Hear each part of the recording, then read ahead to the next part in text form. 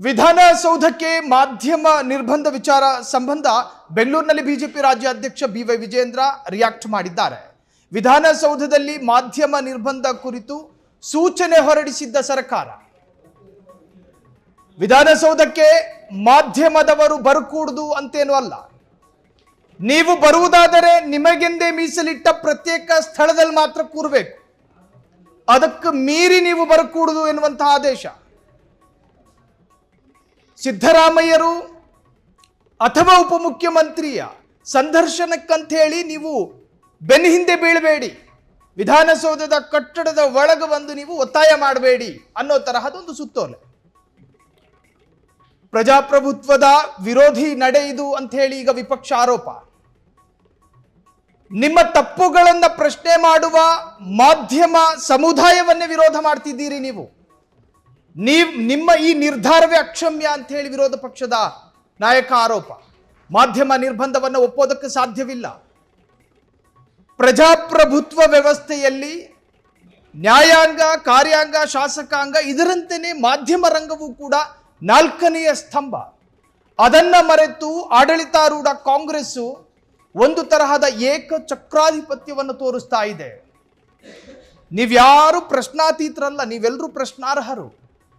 Ruling party ಆಡಳಿತದಲ್ಲಿ ತಪ್ಪು ಸಂಭವಿಸಿದ್ದೇ ಆದಲ್ಲಿ ಅದನ್ನು ಪ್ರಶ್ನೆ ಮಾಡುವ ಜವಾಬ್ದಾರಿ ಮಾಧ್ಯಮಕ್ಕೆ ಇರ್ತವೆ.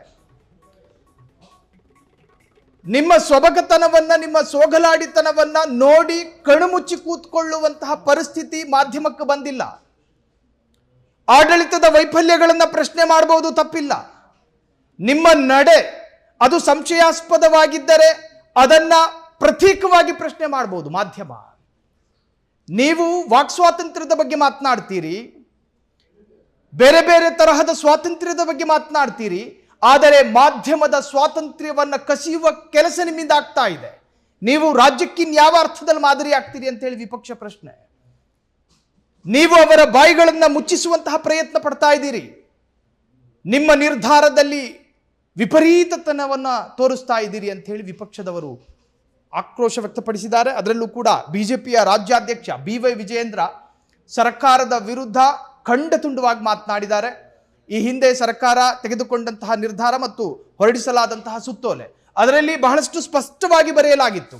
ಮಾಧ್ಯಮದವರು ವಿಧಾನಸೌಧದ ಒಳಪ್ರವೇಶ ಮಾಡಿದಂತಹ ಸಂದರ್ಭದಲ್ಲಿ ಕೆಲವೊಮ್ಮೆ ರಾಜ್ಯದ ಮುಖ್ಯಮಂತ್ರಿ, ರಾಜ್ಯದ ಉಪಮುಖ್ಯಮಂತ್ರಿ ವಿಧಾನಸೌಧದ ಒಳಗೆ ಪ್ರವೇಶ ಮಾಡಬೇಕಾದ್ರೆ ನೀವು ಹಿಂದಿಂದೆ ಬಂದು ಒತ್ತಾಯ ಪಡಿಸಬೇಡಿ ಅಂತ. ನಿಮಗೆ ಅನಿವಾರ್ಯ ಇದ್ದಂತಹ ಸಂದರ್ಭದಲ್ಲಿ ಮಾಧ್ಯಮಗಳನ್ನ ಬೆನ್ನು ಬಿಡದೆ ಬಂದು ಒಂದು ಬೈಟ್ ತೆಗೆದುಕೊಳ್ಳೋದಿಲ್ವಾ ಅಂತ ಹೇಳಿ ಕೇಳ್ತೀರಿ.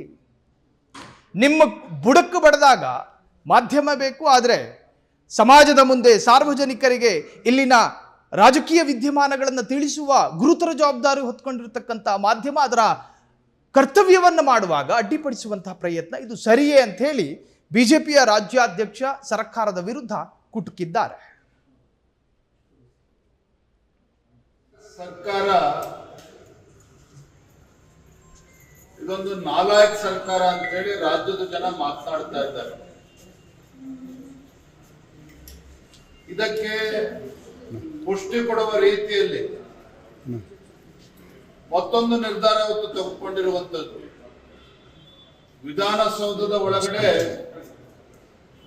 ಮಾಧ್ಯಮದವರಿಗೆ ನಿರ್ಬಂಧ ಹೇರಿರುವಂತದ್ದು ಭಾರತೀಯ ಜನತಾ ಪಾರ್ಟಿ ನಾವು ಇದನ್ನು ಬಲವಾಗಿ ಖಂಡಿಸ್ತೇವೆ. ಇಂಥ ಒಂದು ಪ್ರಜಾಪ್ರಭುತ್ವದ ವಿರೋಧಿ ನಡೆ, ಇಂಥ ತೀರ್ಮಾನಗಳನ್ನ ಯಾಕೆ ತೆಗೆದುಕೊಳ್ತಾ ಇದ್ದಾರೆ ನಮ್ಮಂತೂ ಅರ್ಥ ಆಗ್ತಾ ಇಲ್ಲ. ಕಳೆದ ಬೆಳಗಾವಿಯ ಅಧಿವೇಶನದ ಸಂದರ್ಭದಲ್ಲಿ ದ್ವೇಷ ಭಾಷಣದ ಕಾಯ್ದೆಯನ್ನು ಕೂಡ ತಂದ್ರು. ಗಮನಿಸ್ತಾ ಹೋದ್ರೆ ಈ ಸರ್ಕಾರ ಒಂದೊಂದು ನಿರ್ಣಯವೂ ಕೂಡ ಪ್ರಜಾಪ್ರಭುತ್ವವನ್ನು ಅಣಕಿಸುವ ರೀತಿಯಲ್ಲಿ ಈ ರೀತಿ ನಿರ್ಧಾರವನ್ನ ಕೈಗೊಳ್ತಾ ಇರ್ತಕ್ಕಂಥದ್ದು ಖಂಡಿತ ಸರಿಯಲ್ಲ.